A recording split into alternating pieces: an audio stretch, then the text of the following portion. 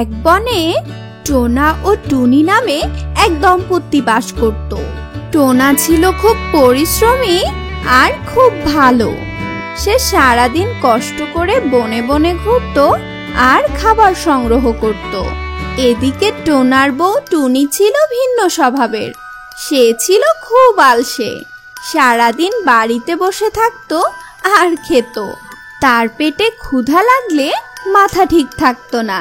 তখন সে তার স্বামী টোনার সাথে যা তা ব্যবহার করত আর খাবার খেলেই সব ভালো হয়ে যেত। তারপরও তাদের সংসার জীবন খুব সুখেই কাটছিল, কারণ টোনা টুনিকে ভীষণ ভালোবাসতো।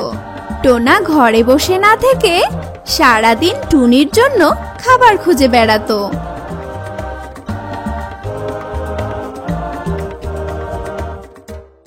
একদিন টোনা ঘুমাচ্ছিল আর টুনি এসে তাকে বলে, একি তুমি নাকে তেল দিয়ে ঘুমাচ্ছ?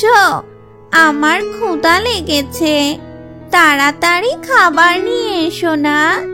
ঠিক আছে, আমি খাবার আনতে বাইরে যাচ্ছি, তুমি নিজের খেয়াল রেখো। টোনা খাবার জোগাড় করার জন্য তার বাসা থেকে বের হয়ে যায়। বনের ভিতরে সারা বন জুড়ে সে খাবার খুঁজতে থাকে।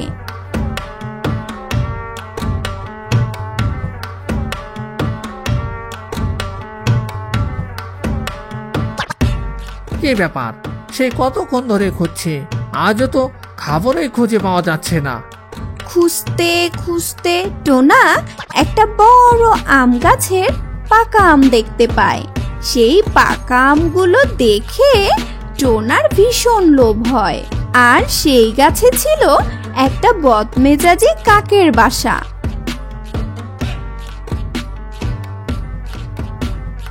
ওয়াও, অনেক বড় আম, কিন্তু গাছটা তো অনেক বড়।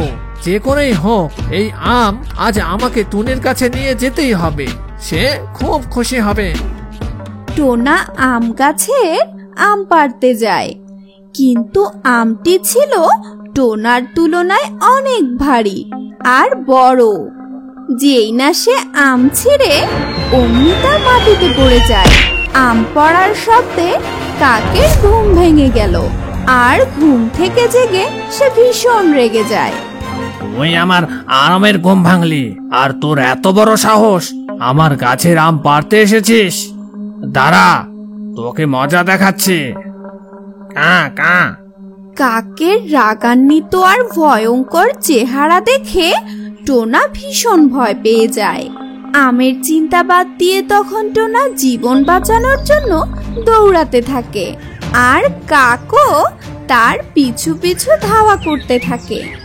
কাকের আক্রমণ থেকে বাঁচার জন্য টোনা একবার জঙ্গলের দিকে যায় তো আরেকবার অন্যদিকে যায়, কিন্তু কাক তার পিছু ছাড়ে না। সেও পিছন পিছন যেতে থাকে। এরই মধ্যে তখন সন্ধ্যা হয়ে যায়।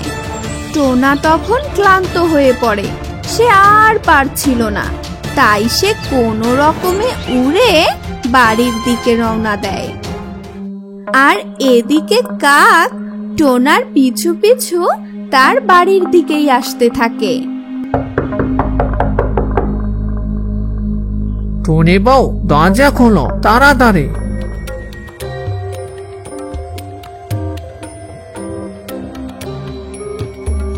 এত দেরি করলে যে? আমার খাবার কই? আমি না খেয়ে আছি, আর তুমি এতক্ষণে এলে, তাও আবার খালি হাতে। টুনি, আজ প্রাণে বেঁচে গেছি, কাল তোমার জন্য খাবার নিয়ে আসবো। তুমি কোনো কাজের না, একটু খাবারও আনতে পারলে না। এদিকে কাক জানালায় টোনা আর টনির ঝগড়া শুনছিল। সে মনে মনে ঠিক করে এখনই সময় এই টোনাকে জব্দ করার। কাল আবার খাবার নিয়ে আসবো, তুমি ঘুমিয়ে পড়ো। ঠিক আছে টোনা, লাভ ইউ সো মাচ। তুমি এবার ঘুমাও। কাক টোনা ও টুনির বেডরুমে ঢুকে যায়, আর টুনিকে দেখে কাক টুনির প্রেমে পড়ে যায়। কাক তখন মনে মনে ভাবে, আরে এ তো অপরূপ সুন্দরী, একে বিয়ে করে আমার বউ বানাতে হবে। এখন থাক তাহলে, কালকে আসবো। টোনা কাল যখন খাবারের জন্য বাইরে যাবে তখন টুনির কাছে আসবো।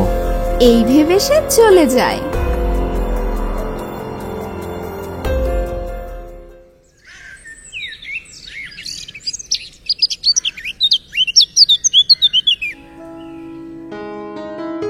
পরের দিন টোনা যখন আবারও খাবার খোঁজার জন্য বাইরে যায়,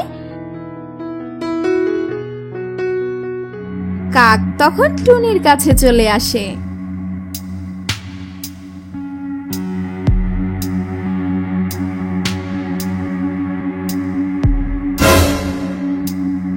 আই লাভ ইউ টুনি, আমি প্রথম দেখাতে তোমাকে ভালোবেসে ফেলেছি। তুমি আমার জান, তুমি আমার প্রাণ। তোর এত বড় সাহস, তুই আমাকে প্রেমের প্রস্তাব দিস, শয়তান! আমি তোমাকে বিয়ে করব টুনি, আমার সাথে চলো। তোমাকে অনেক অনেক খাবার দেব, আর কখনো খাবারের চিন্তা করতে হবে না। ওই কাক, তোর চেহারা দেখেছিস? আমার অত খাবারের দরকার নেই। আমি আমার টোনাকে রেখে কোথাও যাব না। আর একবার এমন কথা বললে রাজা টিয়াকে বিচার দিব। এই তোকে বলে দিলাম। কি বললি? সেই সুযোগ আর পাবি না। হা হা হা হা। এই বলে কাক টুনিকে পিঠের মধ্যে বেঁধে নিয়ে উড়ে যায় তার আস্তানার দিকে। ওদিকে টোনা সেদিন জঙ্গলে ঘুরে অনেক খাবার নিয়ে আসে তার টুনির জন্য। কিন্তু টোনা বাড়িতে এসে দেখে টুনি বাড়িতে নেই। টোনার তো মাথা খারাপ হয়ে যায়। টোনা দিশেহারা হয়ে যায়। সে সবখানে টুনিকে খুঁজতে থাকে। কোথাও খুঁজে না পেয়ে সে উড়ে গিয়ে রাজা টিয়া ও রানীর কাছে যায়। মহারাজ, আমার টুনিকে কেউ তুলে নিয়ে গেছে, তাকে কোথাও খুঁজে পাচ্ছি না। কি বলছো এসব? আমাদের এই শান্তিপ্রিয় রাজ্যে এই জঘন্য কাজ করতে পারে?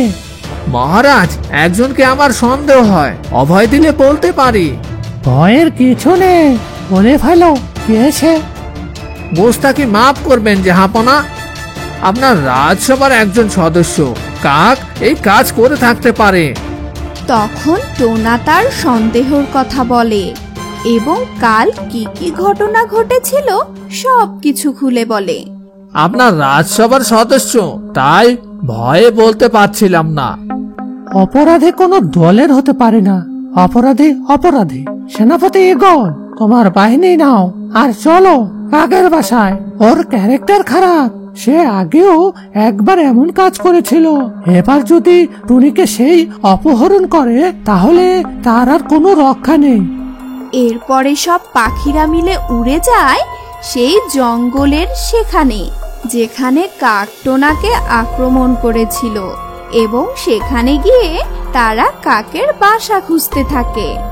এদিকে টুনিও সাহায্যের জন্য চিৎকার করতে থাকে, বাঁচাও বাঁচাও, কেউ আমাকে বাঁচাও। আরে, এই গভীর জঙ্গলে কেউ আসবে না, বুঝলি টুনি? আজ তোকে আমি বিয়ে করব।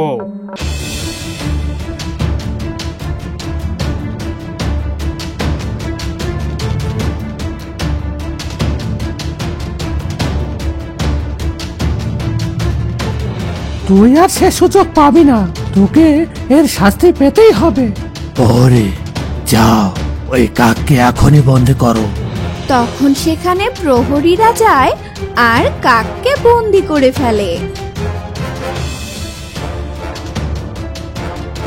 তাকে কারাগারে পাঠানো হয়। পরবর্তীতে কাককে তার অপরাধের জন্য বিচারের মুখোমুখি হতে হয়। তোমার অপরাধ প্রমাণিত হয়েছে। এর আগেও একবার তুমি এই জঘন্যতম কাজ করেছিলে। তোমাকে সামান্য শাস্তি দিয়ে ক্ষমা করে দেওয়া হয়েছিল, কিন্তু তুমি আবারও সেই কাজ করলে, তাই এবার তোমাকে মৃত্যুদণ্ড দেওয়া হলো। না রাজা মশাই, এ হতে পারে না। আমি আপনার দলের লোক, আমার জন্য শাস্তি কিছুটা কম করে দিন। আরে আহাম্মক, দলের চেয়ে দেশ বড়। আমার দেশের আইন সবার জন্যই সমান।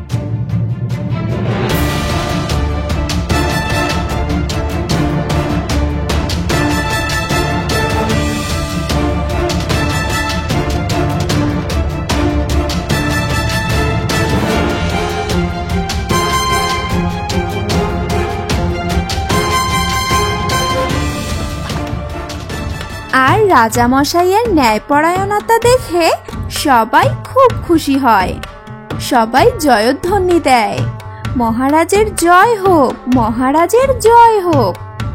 টুনিকে উদ্ধার করার জন্য টোনাটুনি রাজাকে ধন্যবাদ জানায়। তারা বাড়িতে ফিরে আসে এবং আবারও সুখে শান্তিতে বসবাস করতে থাকে।